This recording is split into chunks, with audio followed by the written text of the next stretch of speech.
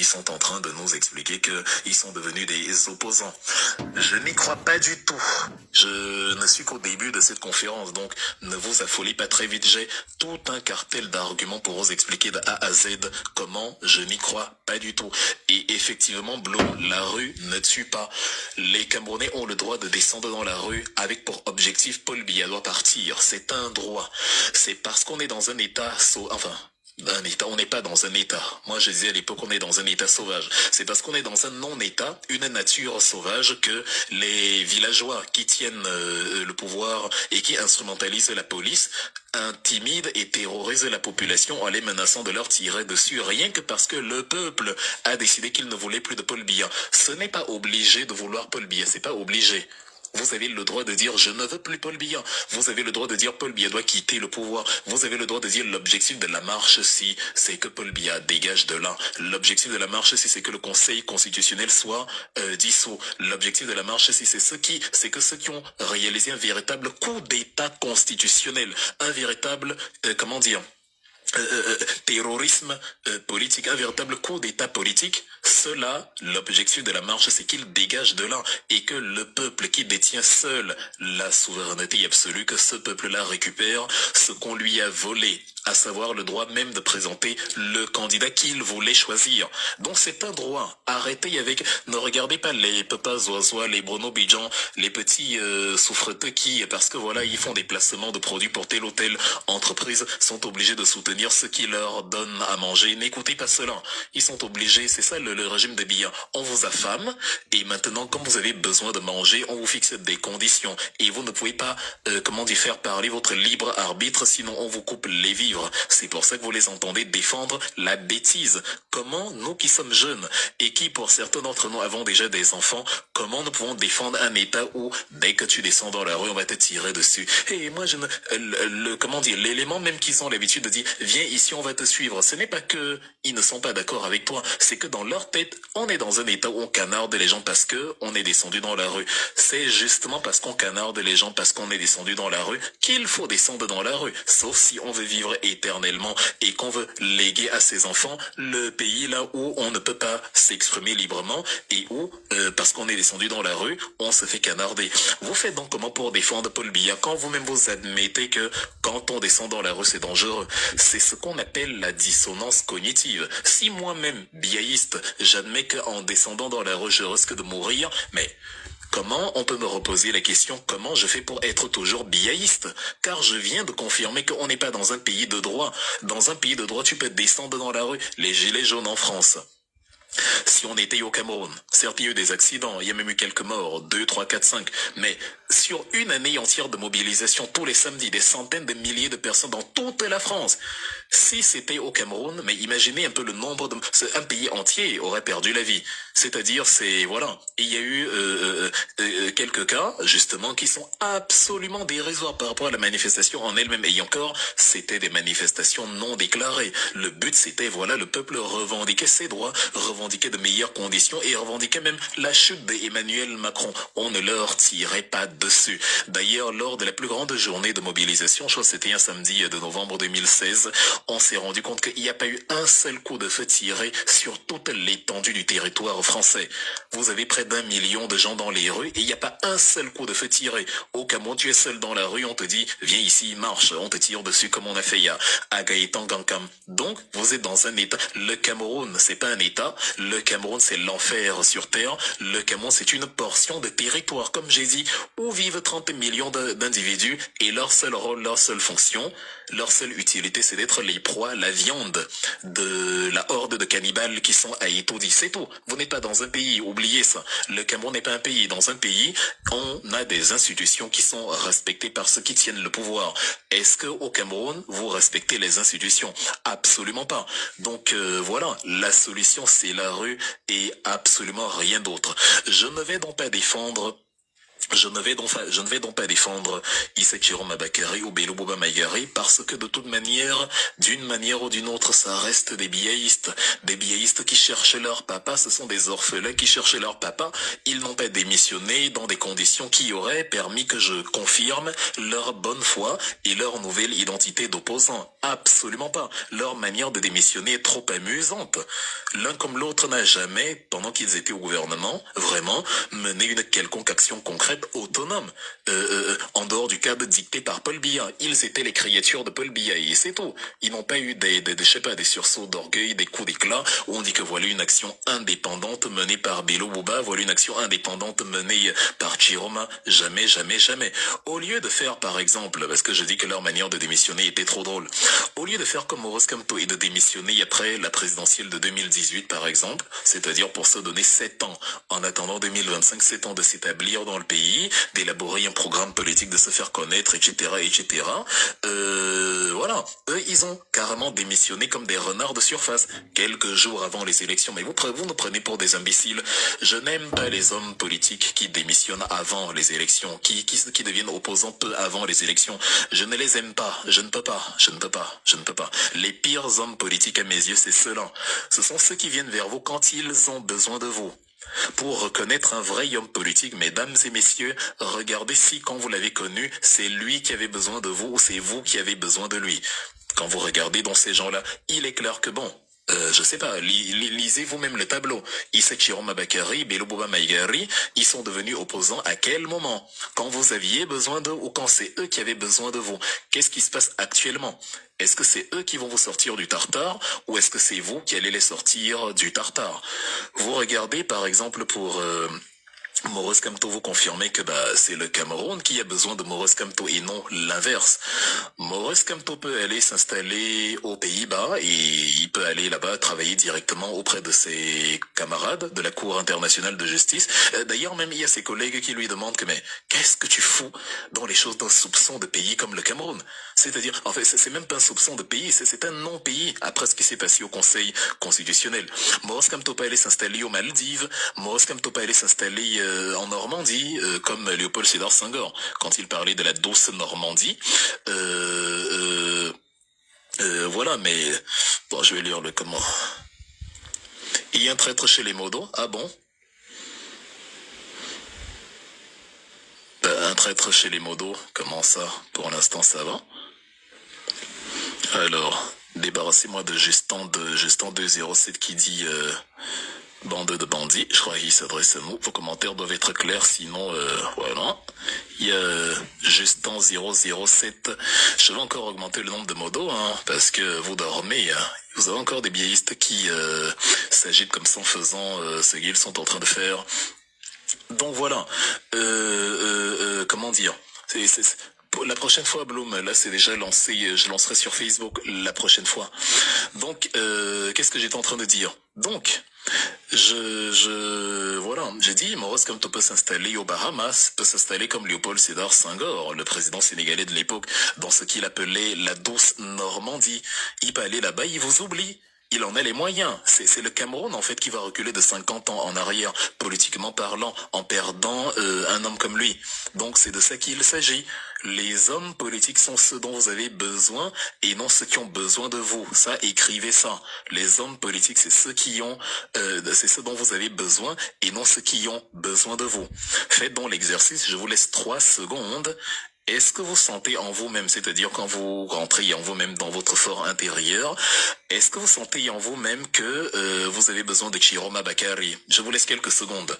Vous avez quelques secondes pour y penser. Est-ce que vous avez la sensation que vous avez besoin de Chiroma actuellement ou que c'est lui qui a besoin de vous? Est-ce que quand vous faites un petit examen interne, dans ta tête, est-ce que tu ressens que j'ai besoin de Chiroma à l'heure qu'il est? Est-ce que tu le ressens? Je vais un peu lire les commentaires et rigoler.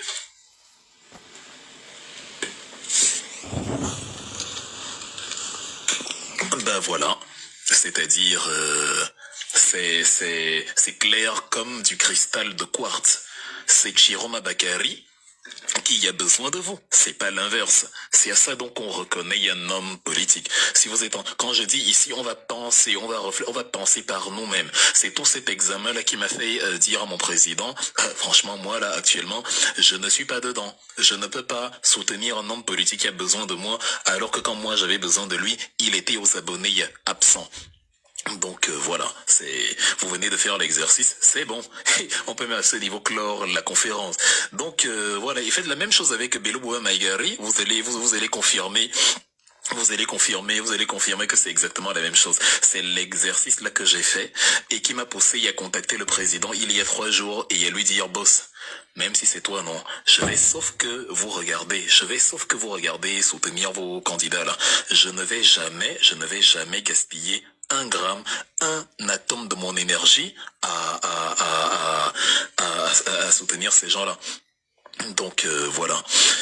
Victor Osimhen officiel, oui, j'ai besoin de Chiroma ou Bello du moment où ils peuvent renverser ces dictatures de 83 ans. Malheureusement pour toi, mon cher naïf, ils ne peuvent pas. C'est ça que tu ne comprends donc pas. Bref, on ne débat pas. Hein. Ce que je viens de te dire là, c'est une affirmation. Ils ne peuvent pas. C'est pas un débat, donc cesse de rêver.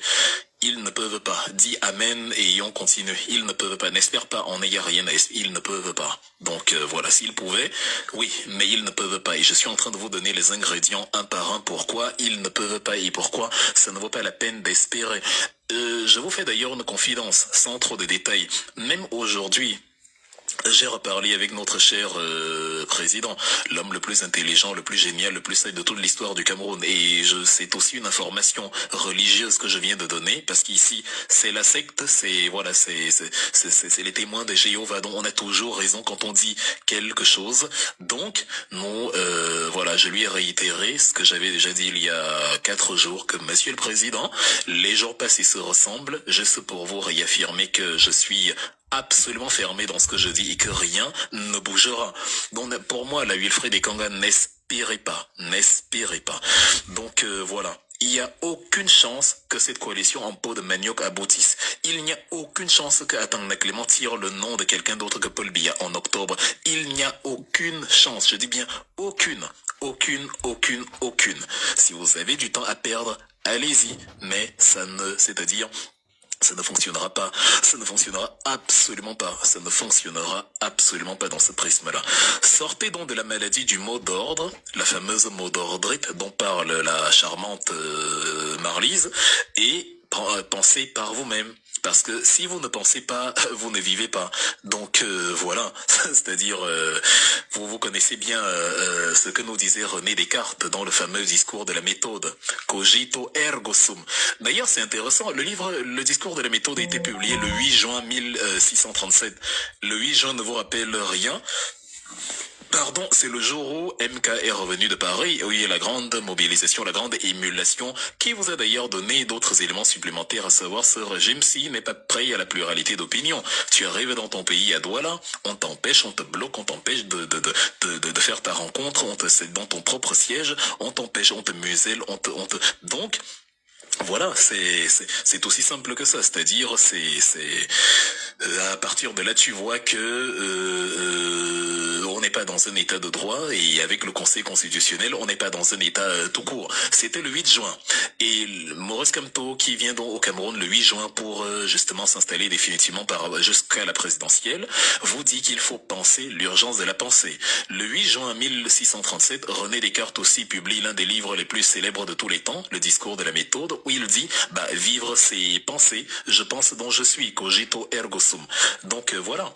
D'ailleurs le titre complet du discours de la méthode est aussi simple, est très détaillé, parce que le titre complet c'est discours de la méthode pour bien conduire sa raison et pour chercher la vérité dans les sciences. Voilà.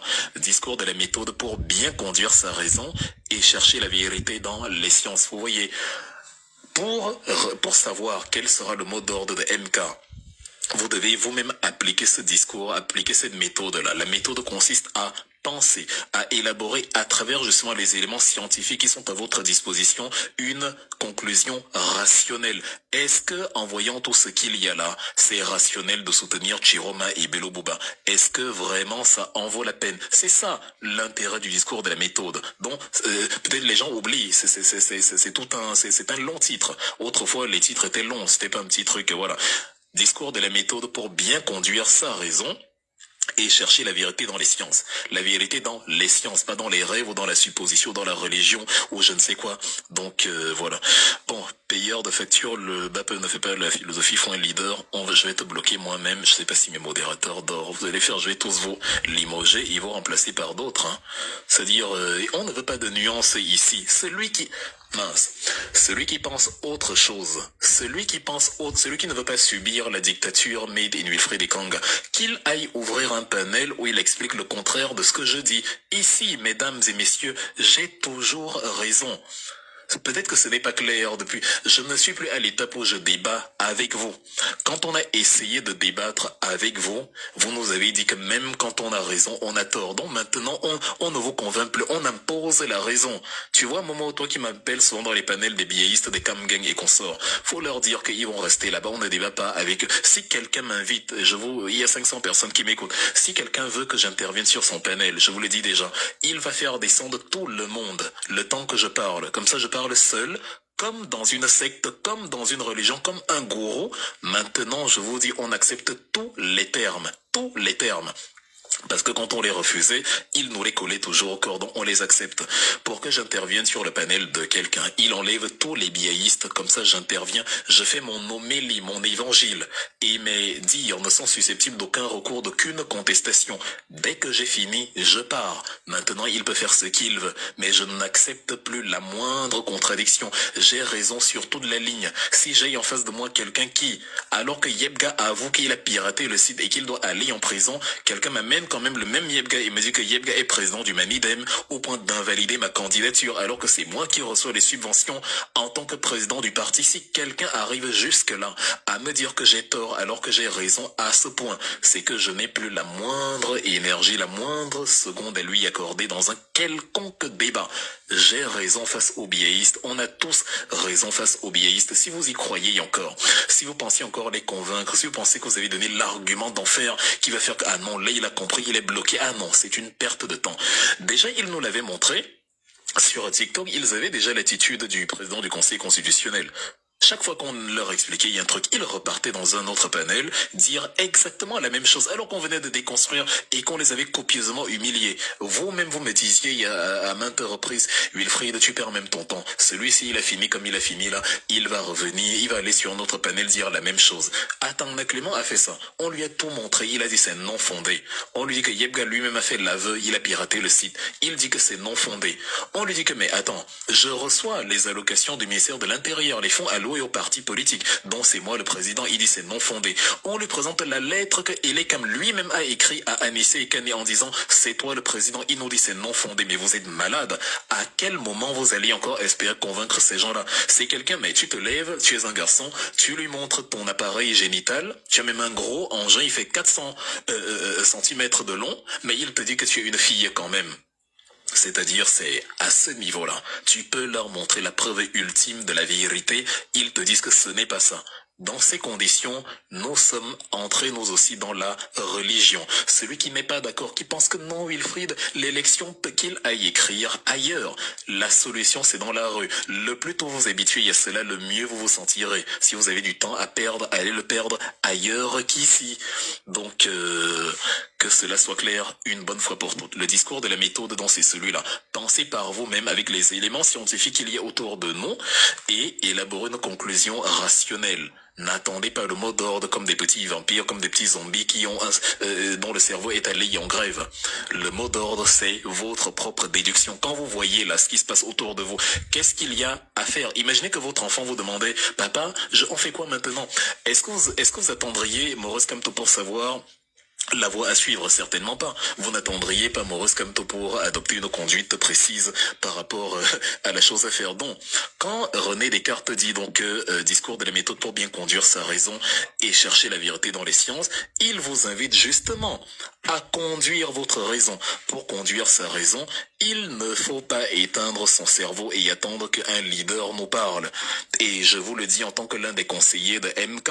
Donc si même moi qui suis avec lui tous les jours, je n'attends pas le mot d'ordre parce que j'ai analysé la situation terrible et humiliante dans laquelle Clément Atangna nous a mis. Pourquoi vous qui êtes le peuple, c'est-à-dire vous qui n'avez même aucune obligation, aucune autorisation à demander pour réclamer vos droits, vous qui êtes de simples sympathisants, de simples observateurs qui aiment seulement Maurice Kamto, mais qui n'avez aucune obligation partisane, pourquoi c'est vous qui devenez plus militants que les militants eux-mêmes? Pourquoi c'est vous qui dites désormais, tant que MK ne dit rien, je ne fais rien? Vous voyez, ça n'a pas de sens. Ça, c'est encore ce qu'on appelle une expérience de pensée. C'est-à-dire vous avez, je sais pas, un Wilfried avec vous, dont vous savez que lui, au moins, il a accès au président. Mais lui qui est proche du président a dit, bon, moi, je vais élaborer ma propre voie, parce que vu comment je vois les choses, ça ne peut pas donner, je ne peux pas soutenir quelqu'un. Il a tracé sa voie.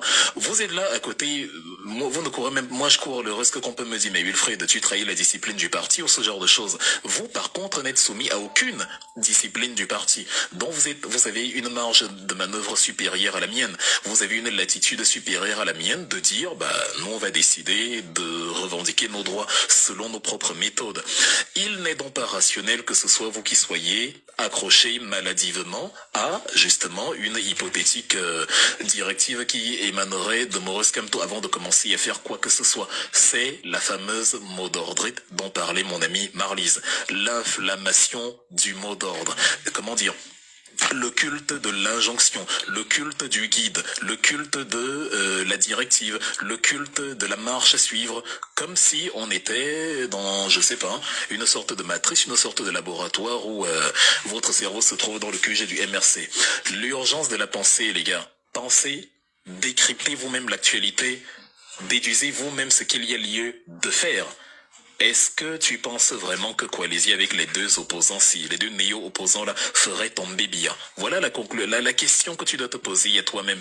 Est-ce que si mes enfants me posent la question, est-ce que je vais leur dire, bon, j'attends que Kamto réagisse? Même ton enfant va se dire que, mais mon papa, ma maman est incapable d'initiative, il attend que quelqu'un d'autre. C'est bizarre. Faites que votre progéniture soit fière de vous. Élaborez d'abord. D'ailleurs, si vous pensez bien scientifiquement, vous savez que Maurice Kamto est l'homme le plus rationnel qui soit. Si vous pensez scientifiquement, comme dans le discours de la méthode de René Descartes, vous examinez les tenants et les aboutissants, croyez-moi que vous ne risquez rien, car votre conclusion sera exactement la même que celle de Maurice Kamto. Donc vous avez peur de quoi, en fait? Parce que ce que vous attendez risque de prendre beaucoup de temps. C'est la raison pour laquelle, quand j'ai commencé ce live, après l'hymne de la Renaissance, j'ai mis le refrain de Otto Marcellin. J'attendrai longtemps, très longtemps, quand la poule aura des dents et quand je verrai les pattes du serpent. C'est ce qui risque de vous arriver si vous attendez des mots d'ordre. Donc voilà, c'est aussi clair que l'eau du lac Léman. Donc voilà, maintenant vous allez me dire des trucs du genre, mais Wilfried, toi-même tu dis souvent que, bon, Macron a été ministre de Hollande et qu'ensuite il a changé de bord et que c'est devenu, voilà, un opposant. Comment tu peux dire que Chiroma et Bello Bouba sont restés des biaïstes dans l'âme, même s'ils ont quitté le gouvernement, etc. Vous me parlez de beaucoup de choses. Parfois vous évoquez même Maurice Kamto, vous évoquez, je sais pas, Sankara qui a été ministre de Ouedraogo, vous évoquez, voilà, plusieurs cas comme ça, mais je vous arrête tout de suite. Être un opposant, ça ne s'improvise pas. Emmanuel Macron n'a pas été ministre de François Hollande. Il y a nuance. Attention, Emmanuel Macron a toujours été un agent américain. C'est-à-dire, c'est pas quelqu'un qui a changé en fait, c'est quelqu'un qui a toujours été comme ça. Quand tu le voyais ministre de l'économie, c'était un agent américain perdu en France. C'est-à-dire, ça n'a rien à voir avec Isachiro Mabakari qui, depuis qu'on l'a libéré de prison en 1982, a passé sa vie à remercier Paul Biya, et qui ne peut pas raisonnablement nous dire aujourd'hui que bon, j'ai changé 2 mois avant les élections. Non, les deux cas ne sont absolument pas similaires. Macron, lui, il était introduit en fait dans les hautes sphères par les réseaux Attali et il a manifesté dès le début ce qu'on peut appeler un américanisme fou. C'est ça Emmanuel Macron. Même aujourd'hui, d'ailleurs, même aujourd'hui, on le voit encore. C'est un Américain, mais vraiment perdu à la tête de la République française. Emmanuel Macron a été ministre, oui, mais ça se voyait de loin qu'il avait son propre agenda. C'est-à-dire, il y a un cas comme ça qui l'illustre, vous vous souvenez certainement, en 2014, la vente de la branche énergie de Alstom, le géant français du nucléaire, au groupe américain General Electric, c'est-à-dire le fleuron du nucléaire français. Lui, il a carrément fait ses opérations dans les back-back. Même, c'est-à-dire sans l'avis de sa tutelle Arnaud Montebourg, par exemple, qui était hyper fâché que mais qu'est-ce que celui-ci fabrique. Est-ce qu'il était créateur du Manidem? Ils ont voté pour qu'il soit... Ils ont voté pour Est-ce qu'il était créateur du Manidem, oui ou non? C'est la question. Il était parmi les fondateurs du Manidem. Jamais faux. Même s'il n'a pas été fondateur, même s'il n'a pas été fondateur, il était élu par les membres administratifs. Réaliser une transaction sur un produit, sur une entreprise, une acquisition par exemple d'une multinationale, etc. Donc lorsque Macron décide de se détacher de François Hollande et d'ouvrir son mouvement, ce n'est pas une surprise, tout est déjà préparé. C'est plutôt Hollande qui à ce moment-là est naïf, alors qu'il aurait dû voir venir le truc depuis le début. Macron n'avait jamais été son ministre, c'était un agent américain perdu en France. Chiroma par contre, lui, c'est voilà, c'est quelqu'un qui s'en va parce que papa n'est plus là. Il s'en va parce que comme il ne voit plus Biya, je l'ai dit tout à l'heure, le pauvre se sent seul. Il se sent orphelin. Il n'arrive pas à adhérer à l'idée que bah, c'est Ngongo qui fait la pluie et le beau temps. D'ailleurs, c'est pas comme s'il ne vous l'a pas dit. Il a dit bah, le président Paul Biya n'a plus la capacité, est fatigué et machin. En gros, si le président Paul Biya avait gardé sa capacité, si le président Paul Biya n'était plus dans cet état, n'était pas encore dans cet état végétatif, Issa Chiroma Bakary aurait sans vergogne continué à soutenir Paul Biya et à vous expliquer que Paul Biya c'est comme le soleil, que Paul Biya voilà, il est omniprésent, omniscient, omnivore, omnimouton, omnipoltron, omni tout ce que vous voulez. Donc c'est pas la même chose avec Emmanuel Macron. Là on a des gens qui s'improvisent opposants parce que Paul Biya n'est plus visible et parce qu'ils ont des problèmes personnels avec la direction de Ngongo. C'est le seul point commun que nous avons. Ils ont abandonné leur rôle d'opposant. J'étais encore dans le ventre de mes parents. Donc, et aujourd'hui, 3 décennies plus tard, finalement, je suis opposant, hein, mince. Bon, ouais, je vais m'opposer. Il s'oppose à quel moment? 2 mois avant les élections. Vous nous prenez pour qui? Donc ne comparez pas Emmanuel Macron à l'autre, c'est pas comparable. Emmanuel Macron n'a jamais été ministre de François Hollande. C'était un espion des services de renseignement. Oui, de la CIA. Quelqu'un l'a même dit en commentaire, tu me l'enlèves de la bouche. C'était littéralement un agent de la CIA pour venir foutre le bordel en France et vendre la France aux Américains. C'est tout. C'est François Hollande qui croyait qu'il avait un ministre de l'économie. Il avait quelqu'un là qui était, lui, se voit américain dans sa tête. La preuve, il est l'un des rares hommes politiques français qui parle super bien anglais. On sait qu'on se moque des Français de leur incapacité à parler une langue étrangère, même une langue assez populaire comme l'anglais. Mais lui, il fait l'exception. C'est un Américain. Meeting à Las Vegas. On a même fait une compilation de ces trucs. Comme il joue au basket, Trump joue au basket, il joue au basket, Trump fait ci, fait des émissions, des talk shows. Il fait la politique à l'américaine. Il est perdu en France. Donc voilà. Ces opposants qui apparaissent donc à la dernière minute, non, c'est pas convaincant. Chiroma s'en va donc en fait pour se refaire une santé politique. Pour que, de par son résultat au présidentiel, qui sera donc de 5 à 6%, un truc comme ça, ou 0,5%, ou 2%, ça lui permet en tout cas d'acquérir un regain de volume, le volume à partir duquel il pourra renégocier éventuellement une place dans le prochain gouvernement. Donc, il faut penser, les gars. Vous voyez, vivre, c'est penser. La solution n'est pas dans la présidentielle d'octobre. La solution, elle est dans la rue. Et comme nous avons toute la nuit, ne soyez pas pressés, je vais vous dire exactement ce que le peuple doit faire pour faire tomber Paul Biya. C'est-à-dire, voilà. Donc, voilà, deux choses, le pro voyage en soutien nordiste, le pro voyage, il va où, chef? Bref, voilà, j'insiste donc à vous amener quelque part. C'est-à-dire, et c'est même en fait le point de... C'est même pas comme si on faisait une parenthèse ou bien non. Quand je dis il faut penser, c'est même le point de départ de l'action que vous devez mener. Pensez librement. Pensez librement. Pensez à ce que la situation vous exige de faire. Quand vous êtes, je ne sais pas, quand il fait froid, vous prenez un manteau. Vous réalisez que bon, quand il fait froid, le froid c'est... l'immobilisation des atomes. Donc vous prenez un truc pour créer un peu de chaleur, les atomes se remettent en mouvement, votre corps tremble pour remettre les atomes en mouvement et générer de la chaleur à travers la friction. Donc voilà, c'est comme ça. Pensez sans attendre que Maurice Kamto s'exprime, parce que peut-être qu'il ne le fera même pas. Je vous préviens, vous risquerez d'attendre un long moment. Et je pense que, vous le savez, je suis assez introduit pour savoir que vous risquerez d'attendre un petit moment avant que Maurice Kamto ne s'exprime. Et même s'il s'exprime, avant qu'il ne vous dise ce que vous espérez entendre là. Donc ne perdez pas votre temps. Pensez, qu'est-ce que la situation vous demande de faire devant le non-droit auquel nous avons affaire? Est-ce que Paul Biya peut encore être vaincu par l'argument, les urnes, l'état de droit, alors qu'il nous a montré qu'il est prêt à aller jusqu'aux cimes de la bestialité, jusqu'aux frontières de l'illogisme? Il est prêt devant les caméras, devant le monde entier à violer la loi. L'article 15 alinéa 1 de la loi du 21 avril 2004 dit les décisions, les audiences, les décisions du Conseil constitutionnel sont rendues publiques. Tu veux aller donc faire l'émission pour que ce soit public? Tu veux même aller là-bas pour que ce soit public? On te barre à la rotonde et tu n'entres pas. Est-ce que c'est encore l'état de droit là-bas? Tu t'appuies sur la loi dont tu as raison, ils décident que tu as tort par décret, parce qu'ils ont la police. Ce n'est plus là. C'est-à-dire, vous n'avez pas de pays. Désolé, il y a les Camerounais. Vous n'avez pas de pays. C'est pas que vous avez un pays où la démocratie va mal, non. Les pays où la démocratie va mal, il y a la Côte d'Ivoire, il y a le Mali, il y a le Burkina et tout. Là-bas, la démocratie va mal, mais ce sont des pays. Au Cameroun, vous n'avez pas de pays. Les pays où la démocratie va moins mal, il y a juste quelques petits défauts, c'est le Sénégal. Mais au moins, c'est un pays. Au Cameroun, il n'y a pas de pays. Au Cameroun, dès l'instant où quelqu'un dit que lui, il est plus fort que la loi et qu'il peut vous interdire ce que la loi vous autorise, il n'y a plus de pays. À Tangan, je vous dis qu'il est le shérif. Vous savez où est-ce qu'on retrouve le shérif? Aux États-Unis.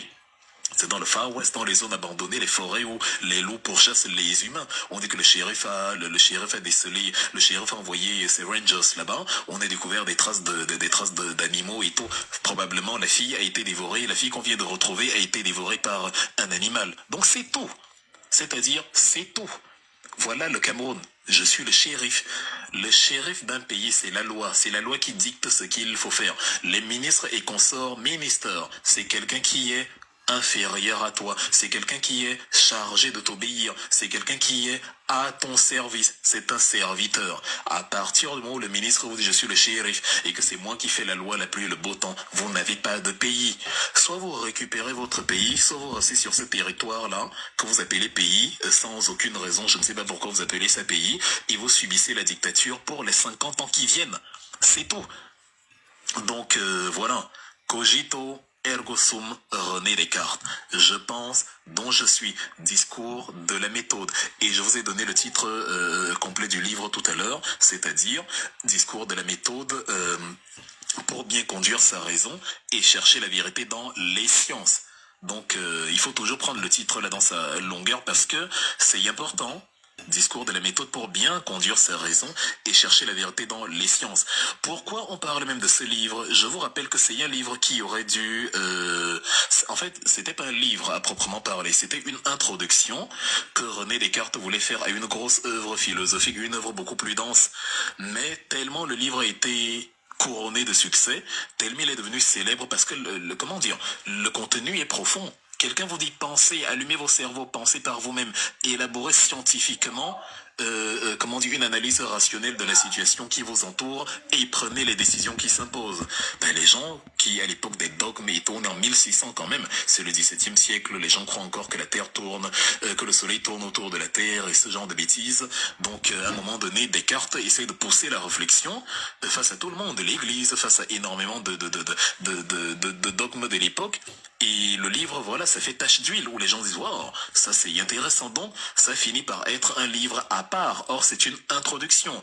Discours de la méthode pour bien conduire sa raison et chercher la vérité dans les sciences. Ongola, l'urgence de la pensée, tu peux la voir dans la librairie, à la librairie Tameri, à Paris.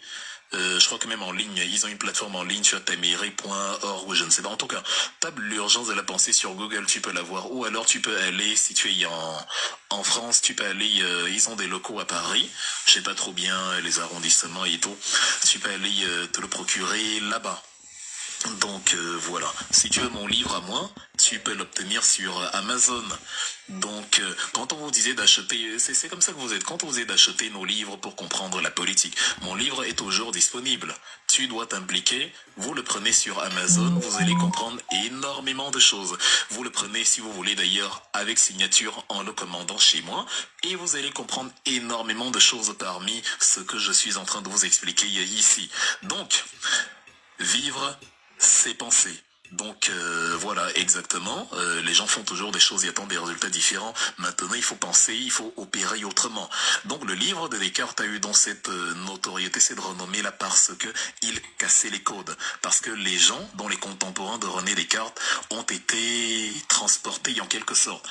Transportés par cette invitation intellectuelle épistémologique, voilà, qui leur demandait de s'élever au-delà du rang animal. Parce que le chien, vous le conduisez où vous voulez. Il n'a pas de pensée propre. C'est le maître qui décide là où c'est le maître qui décide là où le chien doit partir. Voilà. Or ici, vous n'êtes pas des chiens que quelqu'un guide comme ça, les yeux fermés. Vous pensez, vous avez le droit de penser, d'élaborer votre pensée. Contrairement aux chiens, vous avez la possibilité, en utilisant votre cerveau, d'élaborer exactement la pensée de celui dont vous attendez les mots d'ordre et ce genre de choses. Donc moi, je vous dis, après ma pensée à moi, la solution, c'est la rue. D'ailleurs, c'est pas René Descartes qui invente le concept de pensée, c'est pas le premier humain sur Terre. Les philosophies qu'on nous enseignait sont venues de la Grèce antique, de la Rome antique et tout. Vous connaissez certainement le célèbre auteur romain Cicéron, celui qui disait presque dans la même lignée, vivere est cogitare, vivre c'est penser. Marcus Tullius Cicero, alias Cicéron. C'était voilà une sorte de philosophe aussi, un écrivain romain, mais c'est aussi un homme politique, un homme d'État. Il avait la fonction de préteur dans la République romaine, avant les empires, c'était ça. Là, on est en 45, avant Jésus-Christ, il écrit un livre qu'on appelait les Tusculanes. C'est un gros nom, mais bon, ça vient juste du fait que le Tusculum, c'était l'endroit où on menait les entretiens, les discussions. Et donc, Cicéron met en place justement un entretien dialogue fictif dans le Tusculum où on interagit, on s'entretient, on pense, on élabore des pensées, on contredit, on réfléchit et on met en place une stratégie en fonction de ce qu'on a vu. Donc, voilà, c'est de ça qu'il est question. Vous devez vous entretenir avec les idées de Maurice Kamto. Comme dans les Tusculanes, vous devez penser parce que vivre, c'est penser. Vivere est cogitare. Et donc, quand vous vous entretenez avec les pensées de Maurice Kamto, quand vous dialoguez avec ses livres, vous vous instruisez. Et à partir de cette instruction, il vous amène justement à forger votre propre opinion. Et c'est maintenant ensuite que vous voyez si votre opinion cadre avec la sienne. Et même si elle ne cadre pas avec son opinion, c'est pas grave. Si à vos yeux, votre conclusion est convaincante, je vous conseille d'aller au bout de vos idées.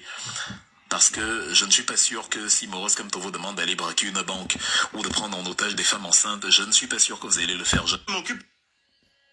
Donc voilà, quand moi je suis allé voir MK, je suis allé exposer ma conviction personnelle issue d'une analyse profonde, où je savais déjà que même s'il me demande de faire le contraire, je ne fais pas. De la même manière, vous-même vous savez qu'il y a des choses que s'il vous demande, vous n'allez pas les faire. Donc à partir de là, sachez vous-même la chose à faire, comme on dit dans le contexte de cette élection qui est en face de nous. Ma pensée à moi me dit que Chiroma Bakari, Bello Bouba Maïgari, bref tout ce qui finit par riz, c'est du riz.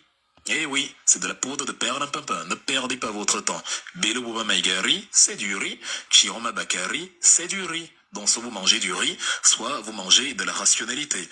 Donc voilà.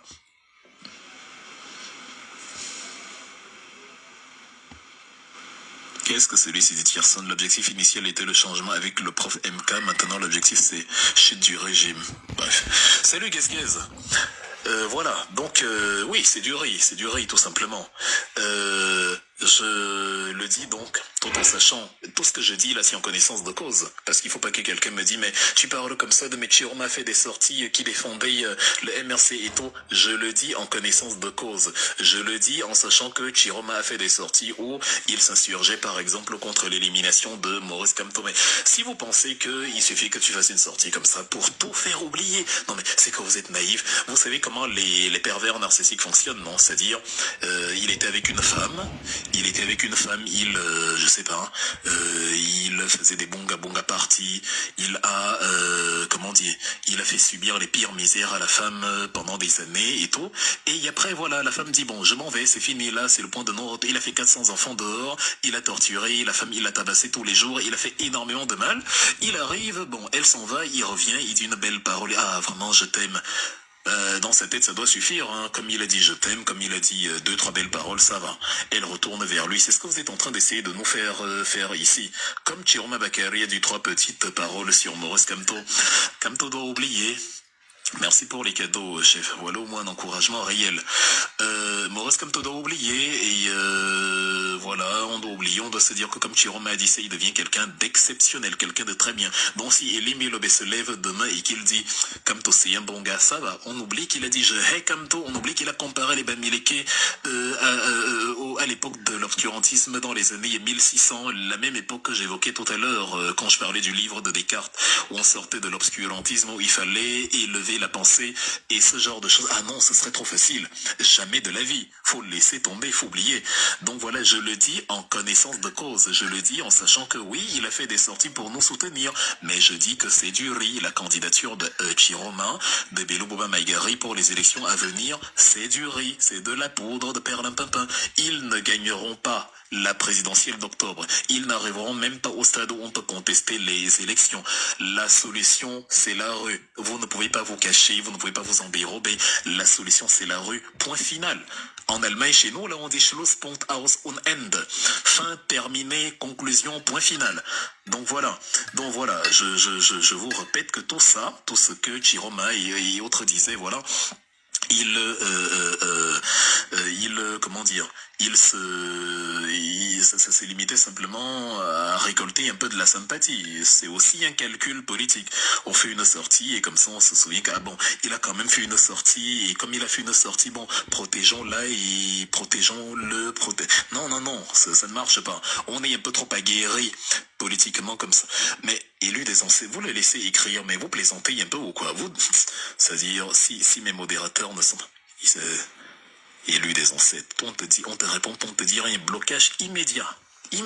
On ne débat pas avec toi. Allez dormir, vous n'allez rien faire. C'est quand on va faire qu'ils vont confirmer. Les gens, en tout cas, ça vous sert, l'idiot que je viens de bloquer là, ça vous sert, ça vous permet en tout cas de comprendre. Dans leur tête, vous n'allez rien faire. Car c'est ça la solution. C'est ça la solution, c'est la même chose que l'avocat a dit, vous n'allez rien faire. La seule chose qu'ils ont peur, c'est ça là. C'est eux qui vous conseillent d'aller aux élections. Car pour les élections, ils ont déjà préparé votre scénario.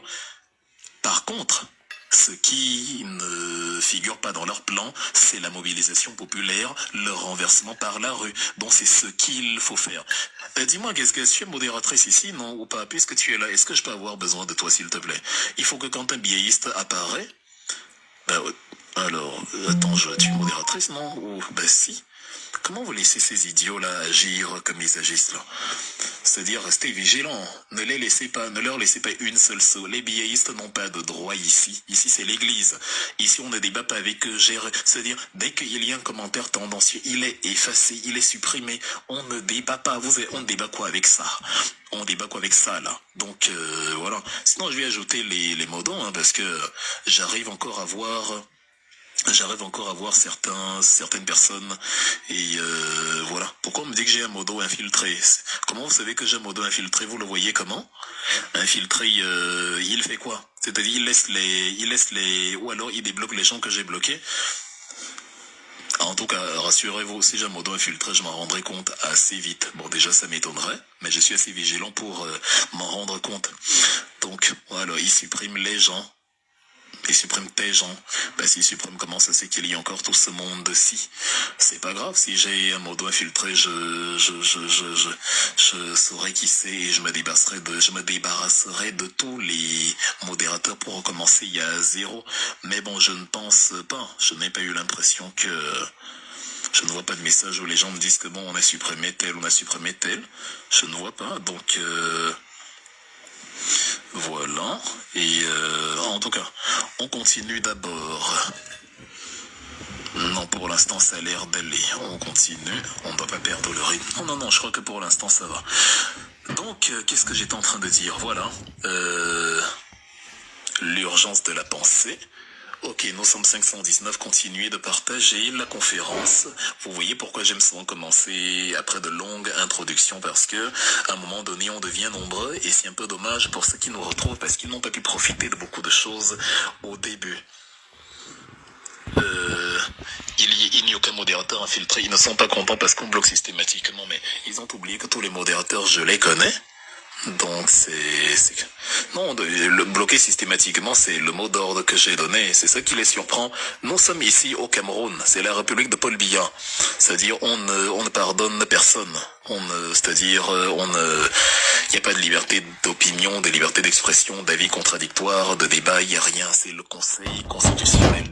Donc, ça ne vous effraie pas. C'est de ça qu'il est question. Jusque là, on va recommencer à débattre quand on va faire tomber Paul Biya. Et ils seront dans l'opposition.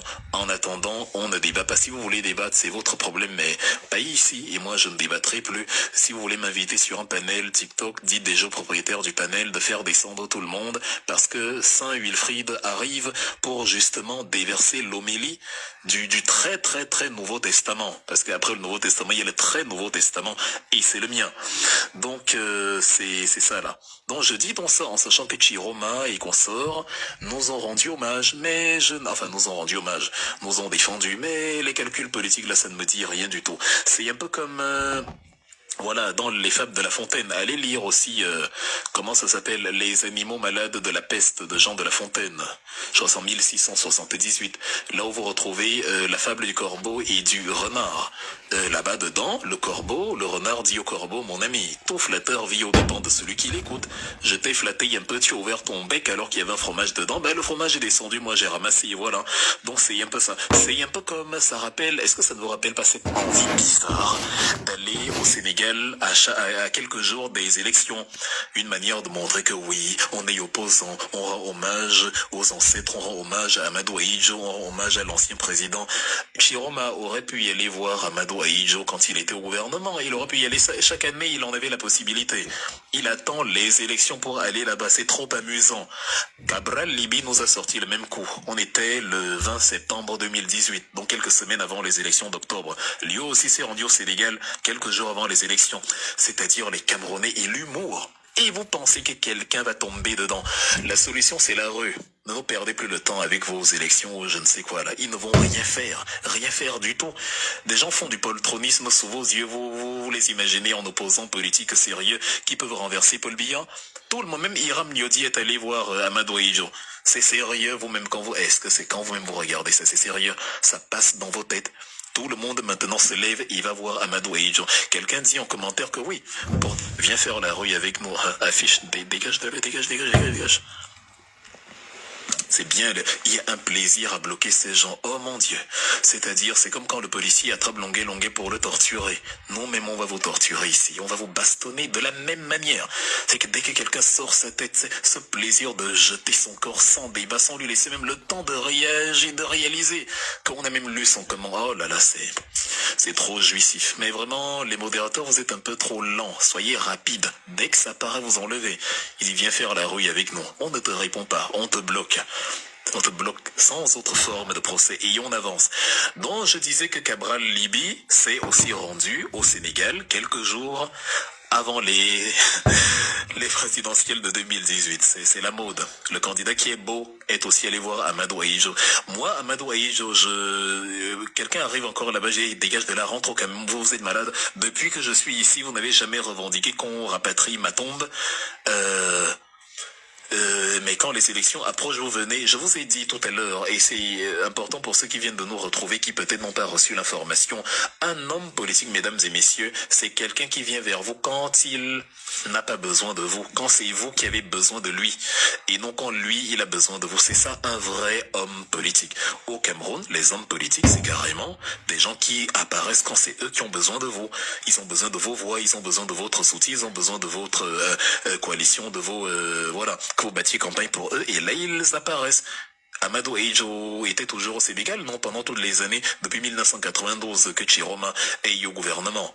Je sais pas qu'est-ce qui s'est passé quand il nous expliquait que Biya c'est comme le soleil et tout. Pourquoi il n'allait pas rendre visite à Amadou Ahidjo? Pourquoi il ne faisait pas ça? Hiram Liodi qui, voilà, apparaît comme, enfin je parle même pas de celui-là, on a de l'énergie à y économiser, bref, tout le monde va donc voir. Est-ce que vous avez vu Maurice Kamto aller voir Amadou Ahidjo avant, quelques jours avant les élections? Est-ce que, c'est pas ça un opposant, ça c'est une pièce de théâtre. C'est même une manière pour nous, les politiciens aguerris, et je le revendique, pour nous, les politiciens aguerris, c'est la meilleure manière de nous montrer que vous êtes un amuseur public, c'est-à-dire ces petites manœuvres-là pour se rendre intéressant. Mieux, ils ne faisaient pas ça, on pouvait même encore tomber dans le piège. Mais en faisant ça, c'est-à-dire s'il restait 0,1%, c'est descendu à 0,000, enfin, on a dit que 0 après la virgule ne veut rien dire, donc 0%. Donc, c'est même un manque de respect. C'est comme si on me prend pour un enfant. C'est comme si on prend comment dire? C'est comme si on me prend pour un enfant avec des petites entourloupes, comme si on me dit vote pour moi, Wilfried. Non. Non, non, non, et non.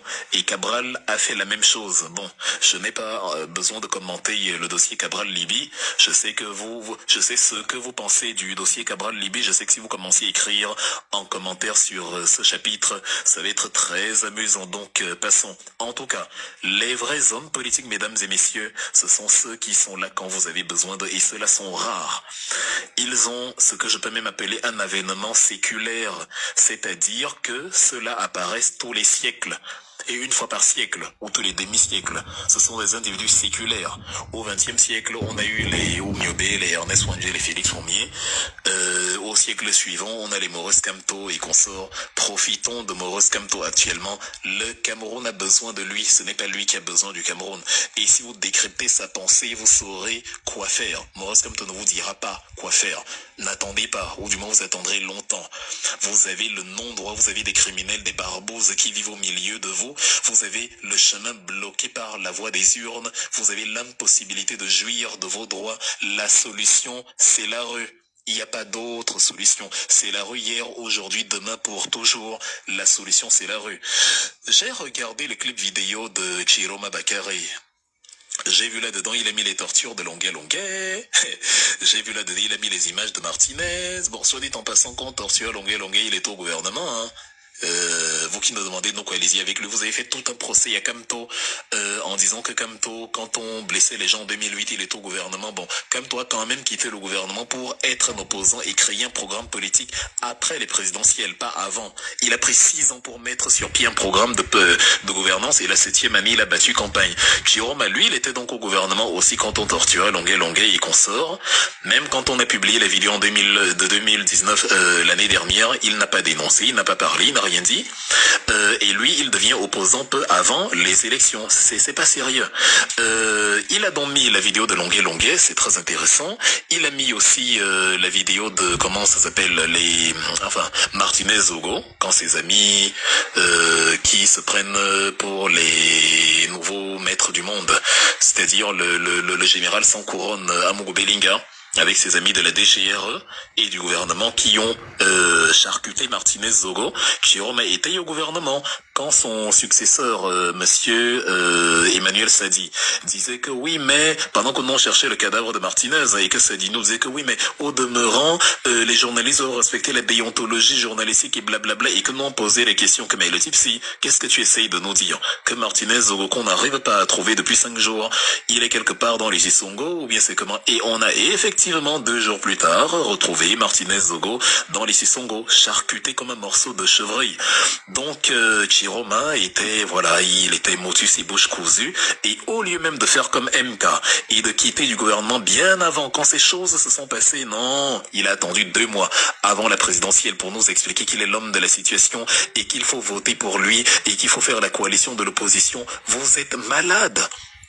Vous êtes malade, c'est-à-dire vous êtes malade de chez malade. Donc, nous nous retrouvons dans ce cas de figure-là où c'est mort de chez mort. En plus, comme quelqu'un l'a dit en commentaire, ils n'ont même pas réclamé la liste électorale nationale.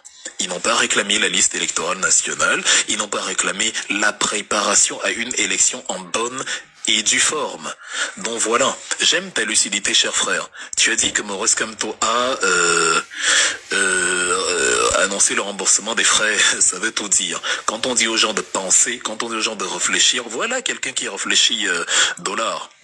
Voilà quelqu'un qui réfléchit. C'est-à-dire, c'est de ça qu'il est question. Quelqu'un dit qu'il restitue. Ça veut dire que vos histoires de scrutateurs, bonne chance à ceux qui vont aux élections. En tout cas, attendez toujours le mot d'ordre de Maurice Kamto. Moi, mon mot d'ordre, c'est la solution, c'est la rue. Prenez le pouvoir dans la rue, défendez vos droits, ne vous cachez sur rien. Vous n'allez pas descendre dans la rue pour défendre la victoire de Chiroma, c'est faux. C'est une fuite en avant, vous n'allez pas le faire. Faites-le maintenant, comme en Côte d'Ivoire. Prenez le pouvoir dans la rue, descendez dans la rue. Tangana Clément ne va jamais lire le nom de quelqu'un d'autre. C'est-à-dire, c'est aussi simple que ça. Prenez le pouvoir dans la rue. Maintenant, Chiroma, outre, j'étais en train de dire que les trucs de campagne, je l'ai vu, il a donc publié Longuet, porter il est au gouvernement, il a publié Martinez porter il est au gouvernement, mais il y a un truc qui m'a intrigué, c'est que je n'ai pas vu les images des bébés qu'on a tirés alors qu'ils étaient sur leur maman en 2014. Il n'a pas mis ça. Pourquoi il n'a pas mis ça? Parce que ce brave gaillard, en 2018, nous a expliqué que non, ça c'est pas au Cameroun, c'est au Mali. Je me souviens, nous avons débattu de ça sur le plateau de STV, de Dipita Tongo. J'étais au Cameroun en 2018 quand on parlait de ça. Et quand j'étais en train de crier que mais qu'est-ce que vous racontez? Comment vous faites pour ignorer l'accent camerounais? C'est-à-dire, depuis quand un Camerounais ignore l'accent camerounais? Même si on vous réveille à 2h du matin, vous savez quand même quand c'est les Camerounais qui parlent. C'est-à-dire, même moi qui ai un accent pas si camère que ça, j'ai quand même l'accent camerounais, ça se ressent, c'est-à-dire ça saute aux yeux, ça s'entend entre mille. Un Camerounais qui parle, on sait que c'est un Camerounais qui parle. Issa Chiroma nous a dit que c'est l'accent malien, dont on ne connaît plus l'accent malien, quoi. J'ai mon ami malien Modibo Diarra, Momo Diarra, s'il se rend compte que j'ai confondu l'accent camerounais et l'accent malien, mais il va se moquer de moi que mais Wilfred, c'est quoi ça? Tu n'es plus camerounais ou c'est comment? Il nous a dit que c'était au Mali. C'est-à-dire, voilà, ce sont des gens qui à chaque fois nous ont dit que c'est pas le Cameroun. Il nous a dit que les massacres de la Saint-Valentin, là c'était même Emmanuel Sadi, mais c'est le même genre, le successeur de Chiroma. Il nous a dit que non, Garbo c'est pas l'armée camerounaise, c'est bref. Et il n'a pas mis ces vidéos là sur, notamment la vidéo des bébés assassinés sur le dos de leur mère. Je dis donc que, est-ce que vous pensez, et je vous signale que c'était alors que l'expertise internationale, les ONG, avaient déjà révélé que c'est au Cameroun, dont les Blancs maîtrisaient l'accent camerounais mieux que nous, les Noirs. C'est très amusant. On n'arrivera à rien si on veut jouer sur son passé bêta, il gagne et après on fera son PR. Il ne gagnera pas. Ne nous perdez pas le temps. Je suis en train de dire qu'il ne gagnera pas. Donnez-moi quelques instants. Juste le temps de charger l'appareil. Ou du moins, on va vous... alors, on va pas vous laisser comme ça, on va vous faire écouter à nouveau l'hymne de la Renaissance. Juste le temps de charger l'appareil pour qu'il ne s'éteigne pas. Et après, on va continuer. Chiroma ne gagnera pas, mon ami. Tout ce que je suis en train d'expliquer là, si tu es sourd, je ne sais pas ce qui t'arrive. Il va gagner où? Donc, attends, Clément va lire la liste, va lire la fiche et tu vas entendre Chiroma vainqueur. Tu y crois, quoi. Laisse tomber, hein. Laisse tomber là, si tu ne réécris pas s'il te plaît. Ici l'on est trop dictatoriaux. Tu écris encore un truc dans ce sens, tu seras bloqué immédiatement. On n'accepte que les commentaires qui vont dans la direction de le changement c'est la rue. Celui qui pense autre chose s'exprime ailleurs. Ici là, le changement c'est la rue. On a assez perdu de temps avec des débats sans queue ni tête qui n'amènent nulle part. Le changement, la solution, c'est dans la rue. Bon, l'hymne de la Renaissance, ne partez pas, hein, juste 1 minute le temps que je charge l'appareil. Et on va continuer la conférence en bonne et due forme.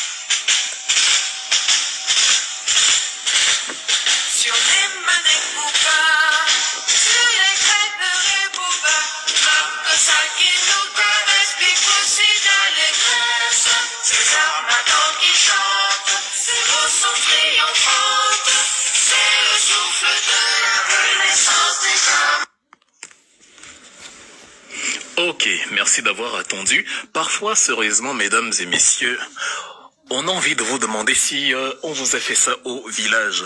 Comment quelqu'un fait pour s'imaginer que Chiroma Bakary va lire le nom de quelqu'un d'autre? Comment quelqu'un fait pour s'imaginer qu'Atangna Clément va lire le nom de quelqu'un d'autre que celui de Paul Biya? Comment vous faites ça? C'est-à-dire, je ne comprends pas. Quand tu dis que bon, on gagne d'abord et après on va revendiquer et après. Moi, je considère tous ceux qui écrivent ça comme des biaïstes qu'on envoie pour distraire. On ne peut pas vous dire ici que c'est un dogme et que la solution c'est la rue.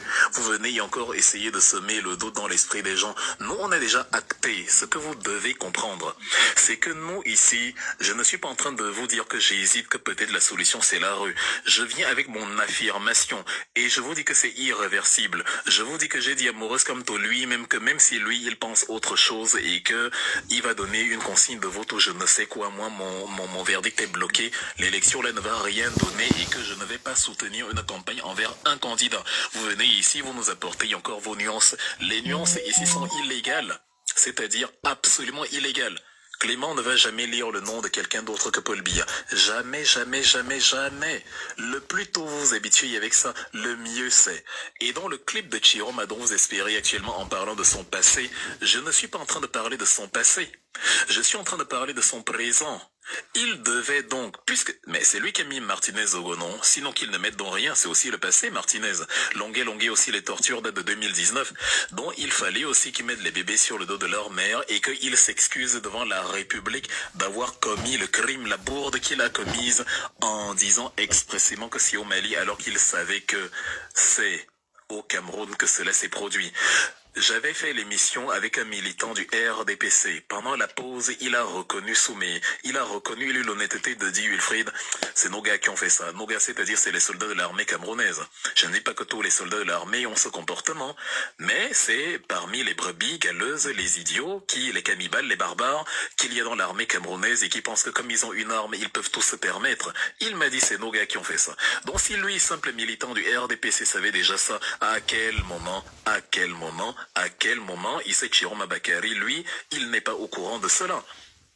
Donc, c'est ce que nous attendions de lui. Il aurait dû s'excuser. Et comme ça aurait été peut-être un début de crédibilité. Mais tout ce qu'il fait, c'est de la roublardise. C'est-à-dire, il démissionne parce qu'il ne voit plus Paul Biya. Même si la démission, bon, moi, ça permettait de confirmer que Paul Biya, c'est foutu. Il est dans un état de légume absolu. Il démissionne parce qu'il ne voit plus Paul Biya. Cela signifie qu'il reste au gouvernement s'il voyait encore Paul Biya et qu'il savait que Paul Biya, c'est lui qui donne des ordres et que ce n'est pas les manœuvres de Ferdinand Ngongo qui bénéficient simplement de la délégation permanente de signature. Il démissionne 2 mois et demi avant les élections. Il part voir Amadou Ahidjo au Sénégal pour montrer que oui, il a un opposant, un peu comme Cabral Libye a fait ça peu avant les élections. Un peu. Et bon, on l'empêche même de partir. Peut-être que ça sert aussi à donner un soupçon de crédibilité. Peut-être que c'est une manœuvre conçue tous ensemble. Je ne veux même pas savoir, mais en tout cas, le fait même d'aller au Sénégal pour se mettre en scène devant les dépôts d'Amadou Ahidjo, c'est voilà. Je n'aime pas particulièrement Amadou Ahidjo. Bon, il a eu de bons résultats économiques, mais politiquement, je n'aime pas du tout Amadou Ahidjo. Mais je considère que ce qu'il utilise comme punching ball, comme je sais pas, agent publicitaire pour se faire une santé en prélude à la campagne, ce sont des voilà, ils sont pas sérieux. Ce sont des gens pas sérieux, absolument pas sérieux. Donc voilà, et tout ça, vous voyez, trop de mécanique de roublardise. Et maintenant, il fait une vidéo promotion de campagne où il ne met pas ses forfaits à lui. Il met des trucs globaux, ce que les petits sous-fifres d'Amour Belling ont fait à Martinez Zogo, ce que les mêmes ont fait il y a Longuet, mais ce que les gros poissons ont commis, c'est-à-dire, voilà, lui, ministre qui dit que non, c'est au Mali, que c'est pas chez nous, toutes ces affaires-là, non, il ne se prononce pas dessus, donc il refuse d'assumer. Dites-moi alors, mesdames et messieurs, et vous attendez que quelqu'un qui refuse d'assumer comme ça ses forfaits et présenter des excuses publiques à la nation, vous pensez que quelqu'un comme ça pourra assumer sa victoire le moment venu? Tu n'arrives pas à assumer les petites choses et tu vas assumer les grandes. Oubliez, mesdames et messieurs, ce sera sans moi. C'est-à-dire, quand Atangna Clément va lire le nom de Paul Biya comme vainqueur, Chiroma va vous dire, bon, moi je suis républicain, Nous allons poursuivre le travail politique. Le combat républicain doit continuer. Nous mettons le cap sur les législatives parce que la politique, c'est aussi ça, reconnaître ses défaillances, reconnaître ses erreurs, rebondir pour mieux se relever et repartir vers un nouvel idéal. Donc, bref. Mais dites-moi un peu, les gars, il y a quelqu'un qui sont même ces gens qui envoient des invitations avec des têtes.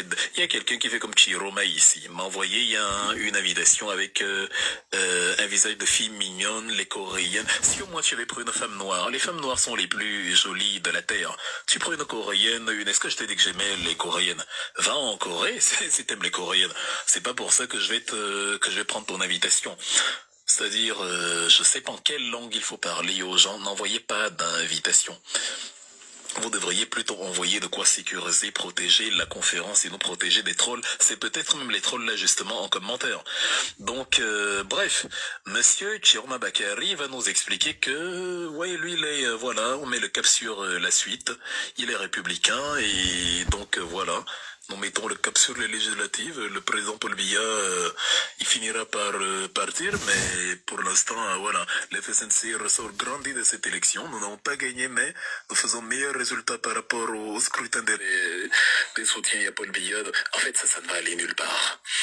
Donc, pour montrer déjà qu'il peut défendre de grandes choses, il faut qu'il montre qu'il peut défendre des petites choses. Et quelqu'un qui ne s'excuse pas sur les petites choses ne va pas s'excuser là-bas. Donc demandez à Chiroma quand est-ce qu'il s'excuse. Il fait une vidéo, tu écoutes sa vidéo de campagne, il parle pas. Mais la partie où tu dis que bon, moi j'ai dit que c'était au Mali, je m'excuse, j'ai commis une erreur terrible. Je sais que le peuple camerounais ne me pardonnera pas, mais je présente mes excuses parce que je souhaite un nouveau départ. J'ai mal agi, j'ai été soumis à un régime dictatorial qui m'a imposé une pensée. Je veux partir de cette vision. Bon, il est même trop tard, c'est même pas la peine, il est trop tard. En tout cas, moi là, même si c'est la Vierge Marie qui vient me dire de soutenir Chiroma Bakari, I won't do it. Je ne le ferai pas. Ce n'est même pas la peine de rêver. D'ailleurs, les gars, la base du Nord dont vous dites que oui, il y a la base du Nord, machin, s'il perd les élections, la base du Nord va se mobiliser et tout. Vous avez vu la base du Nord se mobiliser quand on empêchait Chiroma d'aller au Sénégal? Pourquoi la base du Nord n'a pas commencé là-bas là? Ou qui dit que oui, quand on va aller aux élections, le Nord va contester, le Sud aussi va contester, et voilà. Voilà qu'on l'a bloqué donc pour sa campagne politique. Vous avez vu la base du Nord, tous ces babanas sur lesquels vous comptez parce que vous avez confondu l'engagement politique, le militantisme politique avec la colère des gens qui vont sortir avec les couteaux et les gourdins. C'est pas ça l'engagement politique, c'est pas la même chose. Vous avez vu la base du Nord qui est allée déplorer le fait qu'on l'empêchait d'aller au Sénégal ou bien laisser tomber? Bon, ne rêvez pas, sortez du mirage, sortez de l'illusion. La solution n'est pas par la coalition à travers Issa Chiroma Bakari sur les présidentielles en 2025. Pas du tout. Donc, on ne l'a pas empêché d'aller au Sénégal. Maintenant, comparé avec la secousse populaire qu'il y a eu quand Maurice Kamto a été muselé, c'est-à-dire il a juste été muselé, c'était même pas une campagne ou bien lui il rentrait au Cameroun et on l'a empêché, c'est-à-dire il n'avait même pas organisé de meeting ou bien mais regardez comment les gens se sont mobilisés, regardez comment on a dû militariser la ville pour empêcher les gens de se mobiliser. C'est ça avoir une base, c'est ça être populaire, c'est ça faire peur au régime. Lui, on a simplement dit tu ne pars pas. Ben, il est resté, il n'est pas parti. Comme lui, on aurait mis absolument tout le dispositif militaire du pays dans les rues et ça l'aurait empêché. Alors, l'autre s'il me dit, mon frère, oublie le Cameroun, tu vas mourir à l'étranger. On va pas lui répondre, on bloque systématiquement. Voilà, pas de débat. Les biaistes n'auront plus droit à nos réponses, plus du tout. C'est-à-dire, donc, cher biaiste qui est en commentaire, s'il vous plaît, venez écrire, qui est à la fenêtre, venez écrire pour qu'on puisse vous bloquer rapidement et faire le ménage. Moi-même, je suis là quand les modérateurs sont endormis. Ça ne souffre de rien. Bon, venez, continuez d'écrire, continuez de soutenir Biya, continuez de nous insulter, venez, vous êtes les bienvenus. Nous allons vous rappeler avec plaisir qu'on n'a pas de droit, on n'a aucun droit ici, que tout ce que vous faites est illégal et qu'on n'est pas raison, qu'il n'y a pas de pluralité d'opinion, pas de pluralité d'expression, pas de liberté de pensée, rien de tout ça. Les débats sont clos, comme dirait Atanga Clément. Là, on a dépassé Chinga, c'est les témoins de Jéhovah. Un biaïste, plus jamais ici. Si quelqu'un parle et tout et qui n'est pas d'accord, on ne lui répond. répond pas, on n'argumente pas, on ne débat pas. Donc ils peuvent dire ce qu'ils veulent, on ne débat pas. Quelqu'un dit que je vais mourir à l'étranger, mince. À l'étranger, il y a le métro, les autoroutes, les hôpitaux et tout. Et limite, ça sonne comme si je devais pleurer. Hein. C'est par amour pour nos citoyens du pays que l'on se déploie. Est-ce que, effectivement, on peut tout laisser et vivre ici? Les Camerounais aimeraient bien déserter le pays pour vivre ici, donc c'est avec grand plaisir. Voilà, donc c'est tout simplement ça. Donc, monsieur Maurice Kamto a suscité une émulation populaire terrible quand il est revenu de Paris.